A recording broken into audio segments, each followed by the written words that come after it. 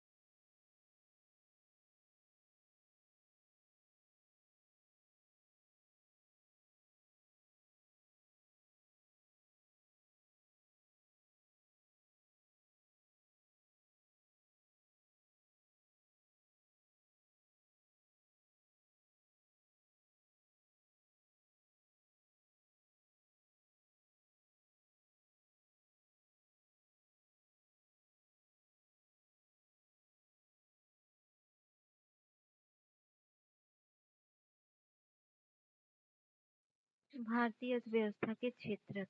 तो आर्थिक कार्यों के क्षेत्र क्या है? निम्न चित्रों को देखिए। जैसे देख लीजिए पहले ये सब कुछ।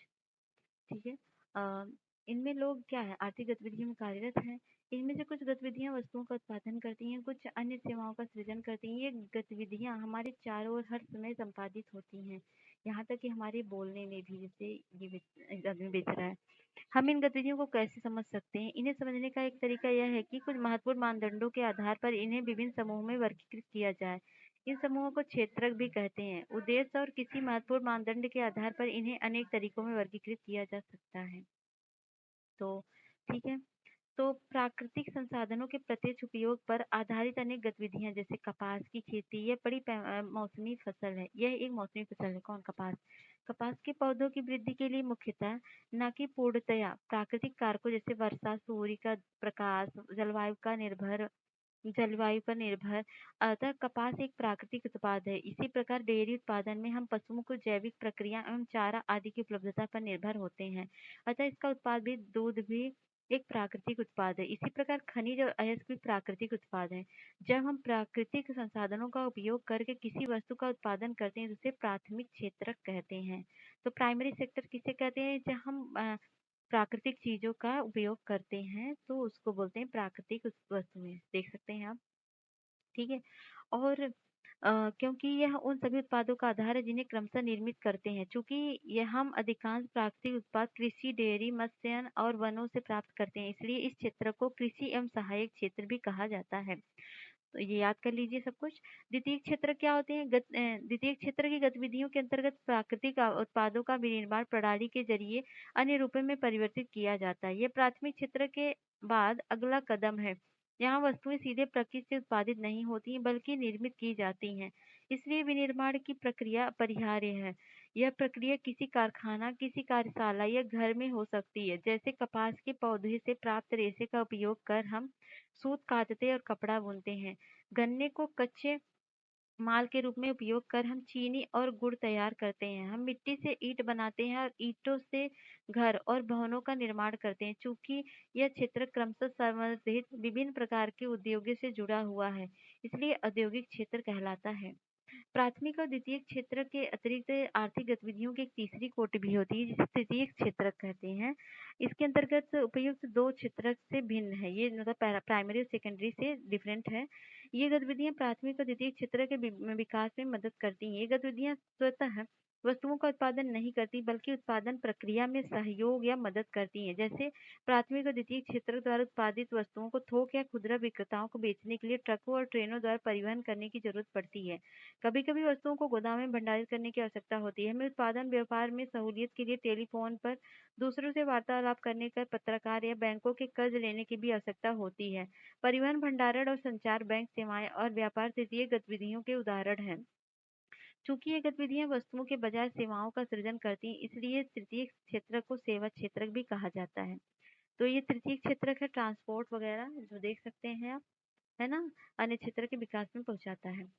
तो सेवा क्षेत्र में कुछ ऐसी अपरिहार्य सेवाएं भी हैं जो प्रत्यक्ष या रूप से वस्तुओं के उत्पादन में सहायक नहीं होती। जैसे कि हम शिक्षकों, डॉक्टरों, धोबी, नाई, मोची एवं वकील जैसी व्यक्तिगत सेवाएं उपलब्ध कराने वाले, प्रशासनिक एवं लेखागार कार्य करने वाले लोगों की आवश्यकता होती है।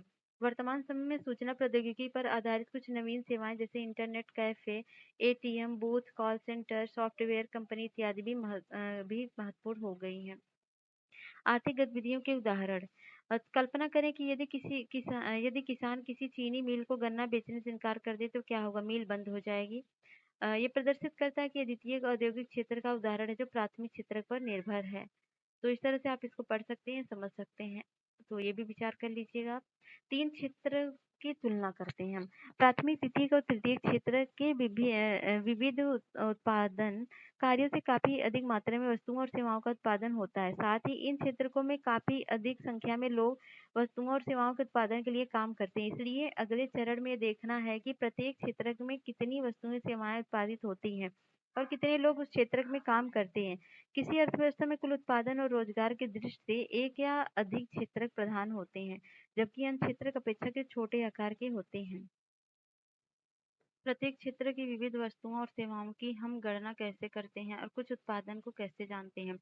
आप सोचते होंगे कि हजारों की संख्या में उत्पादित वस्तुओं और सेवाओं की गणना करना असंभव कार्य है। यह न केवल बृहद कार्य है, बल्कि आप आश्चर्यचकित भी होंगे कि हम कारों और कंप्यूटर, किलो और फर्नीचरों की की संख्या का योगदान कैसे कर सकते हैं। यह अत्यंत बेतुकी बात है। आप बिल्कुल सही सोचते हैं कि समस्या के समाधान के लिए अर्थशास्त्रियों का सुझाव है कि वस्तुओं और सेवाओं की वास्तविक संख्याओं का योग करने के स्थान पर उनके मूल्य का उपयोग किया जाना चाहिए। जैसे यदि 10,000 किलोग्राम गेहूँ 20 प्रति किलोग्राम की दर से बेचा जाता है, तो गेहूँ का मूल्य जो है वो 2,000 होगा और 15 रुपए नारियल की दर से 5,000 नारियल का मूल्य 75,000 होगा। इसी प्रकार तीनों क्षेत्रों के वस्तुओं और सेवाओं के मूल्य की गणना की जाती है और इसके बाद योगफल प्राप्त होता है। ध्यान रखें कि यहाँ एक सावधानी बरतने की जरूरत है। उत्पादित और बेची गई प्रत्येक वस्तु की गणना करने की जरूरत नहीं है, केवल अंतिम वस्तुओं और सेवाओं की गणना का ही औचित्य है। जैसे एक किसान किसी आटा मिल को 20 रुपए प्रति किलोग्राम की दर से गेहूं बेचता है। मिल में गेहूं की पिसाई होती है और बिस्कुट कंपनी को आटा 25 रुपए प्रति किलोग्राम की दर से बेचा जाता है। बिस्कुट कंपनी आटा के साथ चीनी एवं तेल जैसी चीजों का उपयोग करती है। बिस्कुट के 4 पैकेट बनाती है। वह बाजार में उपभोक्ताओं को 80 रुपए में 20 पैकेट बिस्कुट बेचती है। अतः बिस्कुट ही अंतिम उत्पाद है, अर्थात यह वस्तुओं को उपभोक्ता तक पहुंचाती है। केवल अंतिम वस्तुओं और सेवाओं की ही गणना क्यों की जाती है? तो दिए गए उदाहरण में अंतिम वस्तु में विपरीत गेहूं और आटा जैसी वस्तुएं मध्यवर्ती वस्तुएं हैं। मध्यवर्ती वस्तुएं अंतिम वस्तुओं और सेवाओं के निर्माण में इस्तेमाल की जाती हैं। अंतिम वस्तुओं के मूल्य में मध्यवर्ती वस्तुओं का मूल्य पहले से ही शामिल होता है। बिस्कुट के मूल्य 80 रुपए में पहले से ही आटा का मूल्य 25 रुपए शामिल है। इसी प्रकार अन्य सभी मध्यवर्ती वस्तुओं का मूल्य भी शामिल होगा। अतः गेहूं और आटा के मूल्य की अलग-अलग गणना उचित नहीं है, क्योंकि तब हम एक ही वस्तु के मूल्य की गणना कई बार करते हैं। पहले गेहूं के रूप में, फिर आटा के रूप में, अंततः अंतिम वस्तु बिस्कुट के रूप में मूल्य की कई बार गणना करते हैं। किसी विशेष वर्ष में प्रत्येक क्षेत्रक द्वारा उत्पादित अंतिम वस्तुओं और सेवाओं की मूल्य उस वर्ष में क्षेत्र के कुल उत्पादक की जानकारी प्रदान करता है। 3 क्षेत्रकों के उत्पादनों के योगफल को देश का सकल घरेलू उत्पाद कहते हैं। यह किसी देश के भीतर किसी विशेष वर्ष में उत्पादित सभी वस्तुओं और सेवाओं का मूल्य है, जिसे जीडीपी बोलते हैं। अर्थव्यवस्था की विशालता प्रदर्शित करता है। भारत में जीडीपी मापन जैसा कठिन कार्य केंद्र सरकार के मंत्रालय द्वारा किया जाता है। यह मंत्रालय राज्यों और केंद्र शासित क्षेत्रों के विभिन्न सरकारी विभागों में सहायता से वस्तुओं और सेवाओं की कुल संख्या और उनके मूल्य के संबंधी सूचनाएं एकत्र करता है और तब जीडीपी का अनुमान करता है। क्षेत्रों में ऐतिहासिक परिवर्तन। सामान्यतः अधिकांश विकसित देशों के इतिहास में यह देखा गया है कि विकास की प्रारंभिक अवस्थाओं में प्राथमिक क्षेत्र की आर्थिक और सक्रियता का सबसे महत्वपूर्ण क्षेत्र रहा है।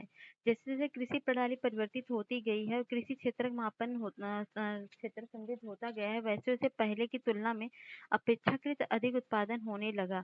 अब अनेक लोग दूसरे कार्य करने लगे हैं। शिल्पियों और व्यापारियों की संख्या में वृद्धि होने लगी है। क्रय विक्रय की गतिविधियां कई गुना बढ़ गई हैं। इसके अतिरिक्त अनेक लोग परिवहन, प्रशासन और सैनिक कार्य इत्यादि से जुड़े थे। फिर भी इस अवस्था में अधिकांश उत्पादित वस्तुएं प्राकृतिक उत्पाद थी, जो प्राथमिक क्षेत्र में आती थी और अधिकांश लोग इसी क्षेत्र में रोजगार करते थे। लंबे समय 100 वर्ष से अधिक के बाद और विशेषकर विनिर्माण की नवीन प्रणालियों के प्रचलन में कारखाने अस्तित्व में आए और उनका प्रसार होने लगा। जो लोग पहले खेतों में काम करते थे, उनमें बहुत अधिक लोग अब कारखानों में काम करने लगे। उन्हें कारखानों में काम करने के लिए मजबूर किया गया। जैसा कि आपने इतिहास में पढ़ा कि कारखानों में सस्ती दरों पर उत्पादित वस्तुओं का लोग इस्तेमाल करने लगे।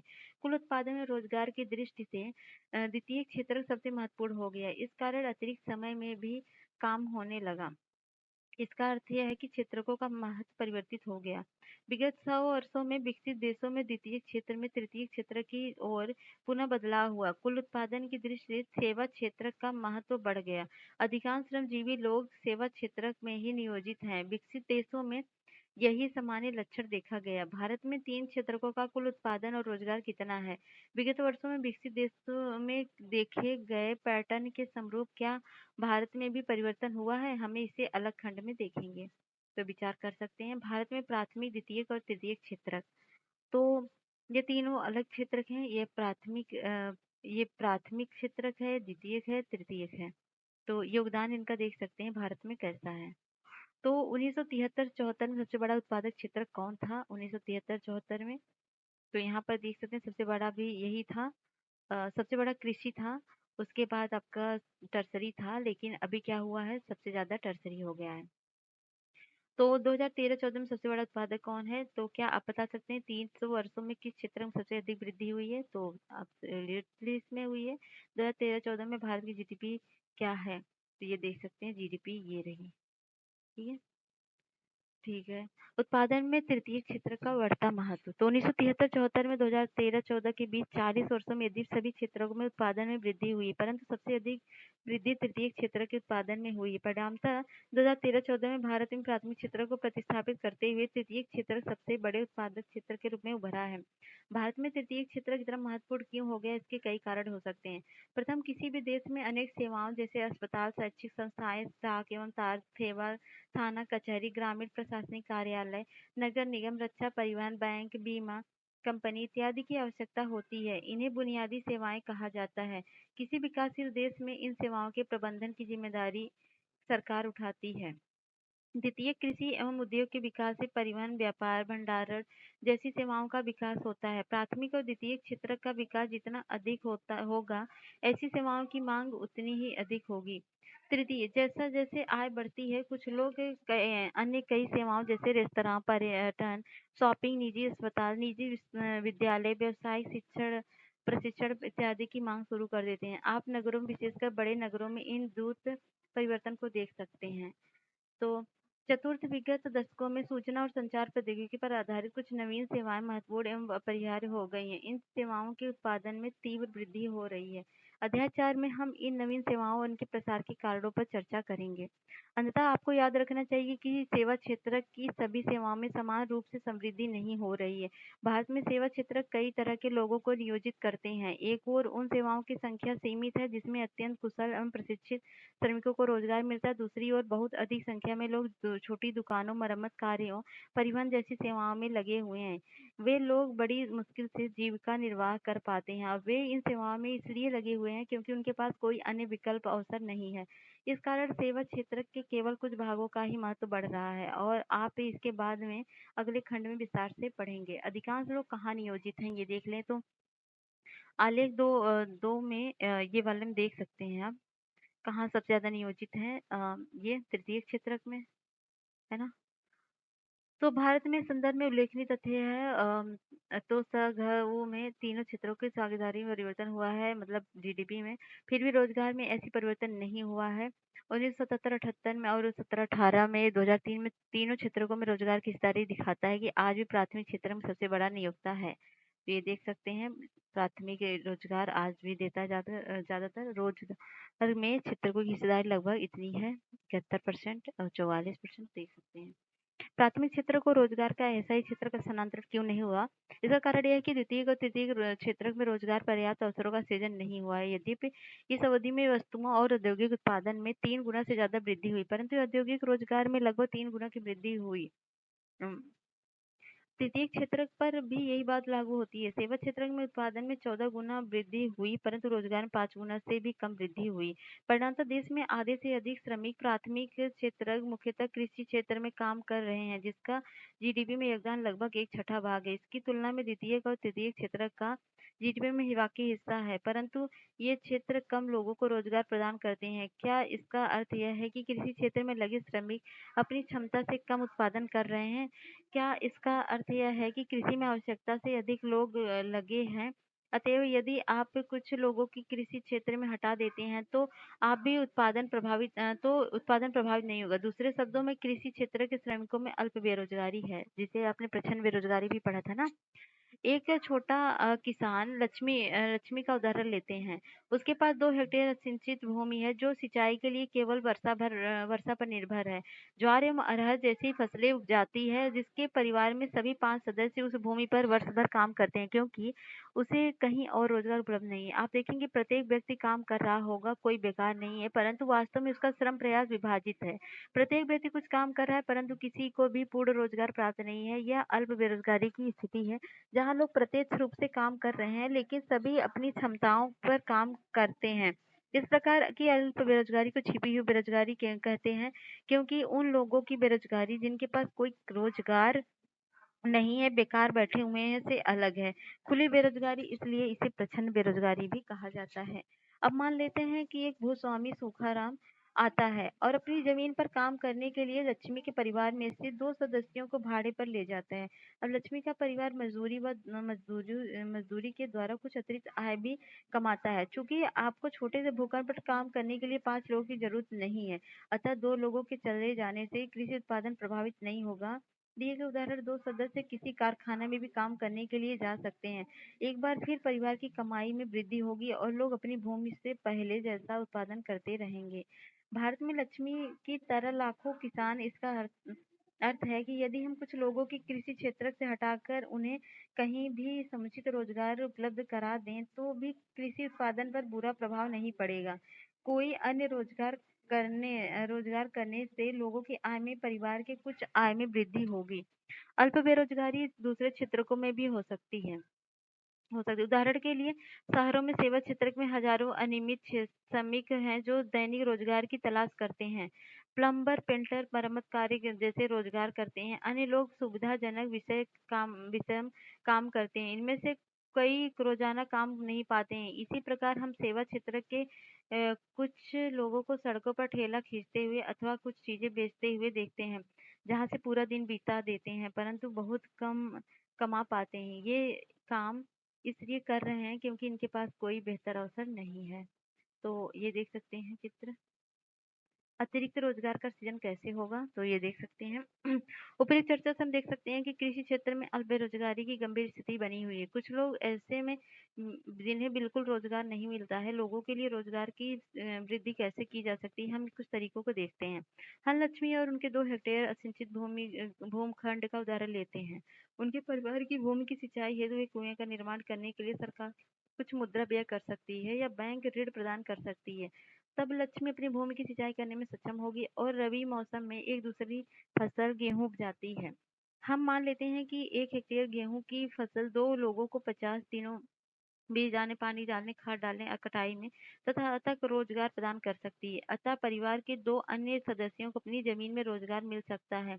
अब मान लेते हैं कि ऐसे कई खेतों की सिंचाई के लिए एक नए बांध का निर्माण किया जाता है। उसका एक नहर खोदी जाती है। इसमें कृषि क्षेत्र में रोजगार के अनेक अवसर सृजित हो सकेंगे और अल्प बेरोजगारी समस्या अपने आप खत्म हो जाएगी। तो अब मान लेते हैं कि लक्ष्मी दूसरे किसान पहले की तुलना में अधिक उत्पादन करते हैं।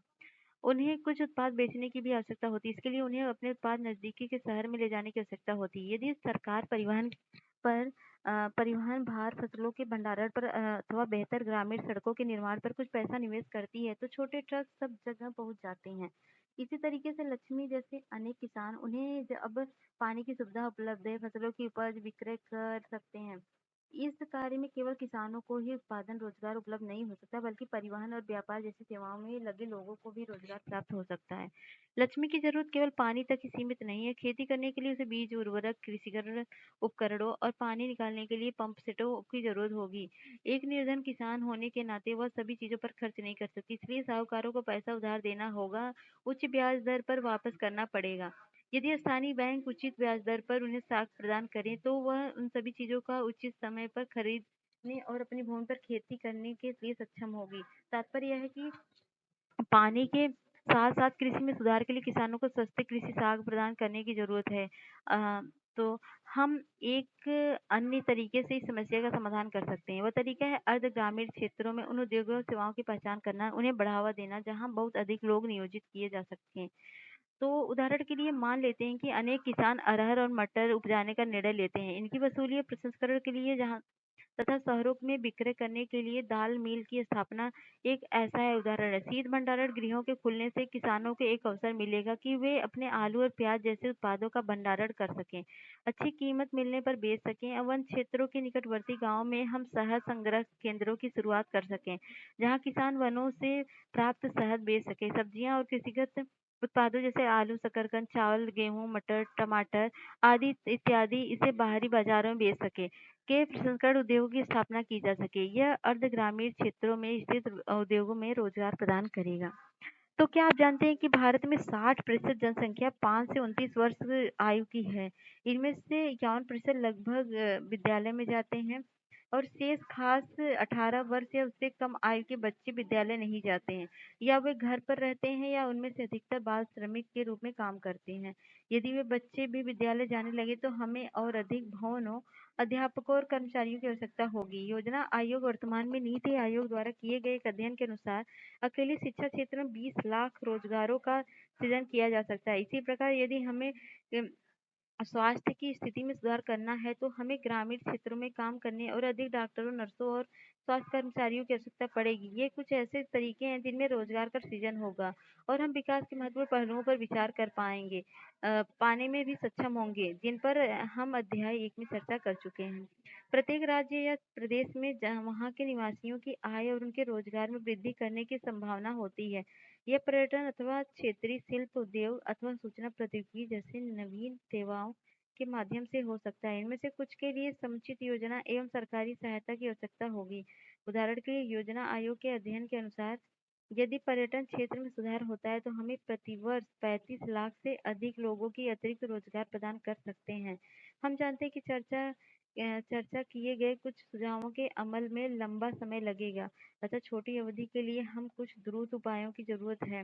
इसे ध्यान में रखते हुए केंद्र सरकार ने अपनी भारत के लगभग 625 जिलों में काम का अधिकार लागू करने के लिए एक कानून बनाया है। इसे महात्मा गांधी राष्ट्रीय ग्रामीण रोजगार गारंटी योजना मनरेगा 2005 कहते हैं। मनरेगा जो है 2005 के अंतर्गत उन सभी लोगों को जो काम करने में सक्षम है, जिन्हें काम की जरूरत है, को सरकार द्वारा ग्रामीण क्षेत्रों में 100 दिन की रोजगार गारंटी दी जाती है। यदि सरकार रोजगार उपलब्ध कराने में असफल होती है तो लोगों को बेरोजगारी भत्ता देगी। अधिनियम के अंतर्गत उस तरह के कामों को वरीयता दी जाएगी जिनमें भविष्य में भूमि में उत्पादन बढ़ाने में मदद मिलेगी। तो ठीक है, संगठित और असंगठित के रूप में संगठित रूप में क्षेत्रकों का विभाजन। अब हम आर्थिक कार्य को विभाजित करने के एक अन्य तरीके का परीक्षण करेंगे। इसे लोगों की नियोजन होने के आधार पर देखते हैं। इनके काम करने की शर्तें क्या हैं? क्या कोई नियम और विनियम जिनका उनके रोजगार और संदर्भ में अनुपालन किया जा सकता है? तो कांता एक कार्यालय में काम करती है। वह सुबह 9:30 बजे से शाम 5:30 बजे तक कार्यालय में रहती है। वो नियमित रूप से प्रत्येक माह के अंत में अपना वेतन पाती है। वेतन के अतिरिक्त वो सरकारी नियमों के तहत भविष्य निधि भी प्राप्त करती है। इससे चिकित्सीय और अन्य भत्ते भी मिलते हैं। कांता रविवार को कार्यालय नहीं जाती। इन दिनों सवेतन अवकाश होता है। उसने जब नौकरी आरंभ की थी तब उसे एक नियुक्ति पत्र दिया गया था जिसमें नौकरी संबंधी निबंधन और शर्तों का उल्लेख किया गया था। कमल कांता का पड़ोसी है। वह नजदीक के किराना दुकान में दैनिक मजदूरी करने वाला श्रमिक। वह सुबह 7:30 बजे से दुकान पर जाता है और 8 बजे तक काम करता है। उसे अपनी मजदूरी के अतिरिक्त अन्य कोई भत्ता नहीं मिलता है। जिस दिन वह काम नहीं करने जाता उस दिन की मजदूरी उसे नहीं मिलती है। उसे छुट्टी या सवेतन अवकाश नहीं मिलता है। उसे कोई औपचारिक पत्र नहीं मिलता है जिसमें दुकान में नियुक्ति के बारे में किया गया हो। उसका नियोक्ता उसे किसी भी समय काम से हटा सकता है। कांता संगठित क्षेत्र में काम करती है। संगठित क्षेत्र वे उद्यम और कार्य स्थान आते हैं जहां रोजगार की अवधि नियमित होती है। इसलिए ये लोगों के पास सुनिश्चित काम होता है। मतलब उन लोगों के पास वे क्षेत्र सरकार द्वारा पंजीकृत होते हैं और उन्हें सरकारी नियमों एवं विनियमों का अनुपालन करना होता है। इन नियमों एवं विनियमों का अनेक विधियों जैसे कारखाना अधिनियम, न्यूनतम मजदूरी अधिनियम, सेवा अनुदान अधिनियम, दुकान एवं प्रतिष्ठान अधिनियम इत्यादि में उल्लेख किया गया है। इसे संगठित क्षेत्र कहते हैं क्योंकि इसकी कुछ औपचारिक प्रक्रिया एवं कार्यविधि है। कुछ लोग किसी के द्वारा नियोजित नहीं होते बल्कि वे स्वतः काम कर सकते हैं, परंतु वे भी अपने को सरकार के समक्ष पंजीकृत कराते हैं और नियमों एवं विनियमों का अनुपालन करते हैं।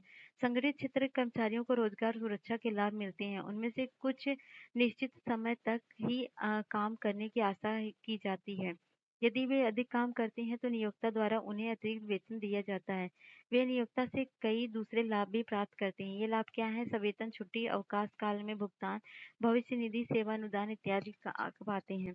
ये चिकित्सीय लाभ पाने के हकदार होते हैं और नियमों के अनुसार कारखाना मालिकों को पेयजल और सुरक्षित कार्य पर्यावरण जैसी सुविधाओं और सुनिश्चित करना होता है कि जब वे सेवानिवृत्त होते हैं तो पेंशन भी प्राप्त करते हैं। इसके अतिरिक्त कमल असंगठित क्षेत्र में काम करता है। असंगठित क्षेत्र छोटी-छोटी और बिखरी इकाइयों जो अधिकांशतः सरकारी नियंत्रण से बाहर होती है से निर्मित होते हैं। इस क्षेत्र के नियम और विनियम तो होते हैं, परंतु उनका अनुपालन नहीं होता है। वे कम वेतन वाले रोजगार और प्राय नियमित नहीं होते हैं। यहाँ अतिरिक्त समय में काम करने वाले सवेतन छुट्टी, अवकाश, बीमारी कारण छुट्टी इत्यादि का कोई प्रावधान नहीं है। रोजगार सुरक्षित नहीं है। श्रमिकों को बिना किसी कारण काम से हटाया जा सकता है। कुछ मौसमों में जब काम कम होता है तो कुछ लोगों को काम से छुट्टी दे दी जाती है। बहुत से लोगों को नियोक्ता की पसंद भर निर्भर होती है। इस क्षेत्र में काफी संख्या में लोग अपने-अपने छोटे-छोटे कार्यों जैसे सड़कों पर विक्रय अथवा मरम्मत कार्य स्वतः नियोजित हैं। इसी प्रकार किसान अपने खेतों में काम करते हैं और जरूरत पड़ने पर मजदूरों पर श्रमिकों को लगाते हैं।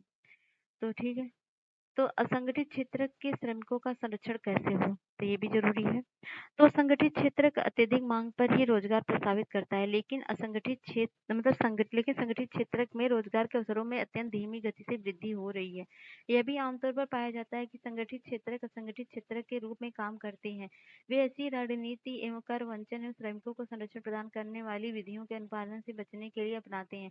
परिणामतः बहुत से श्रमिक असंगठित क्षेत्र में काम करने के लिए विवश हुए हैं, जहाँ बहुत कम वेतन मिलता है। उनका प्रायः शोषण किया जाता है, उन्हें उचित मजदूरी नहीं दी जाती, उनकी आय कम और नियमित नहीं है। इस रोजगार में संरक्षण नहीं है और ना ही इनमें कोई लाभ है।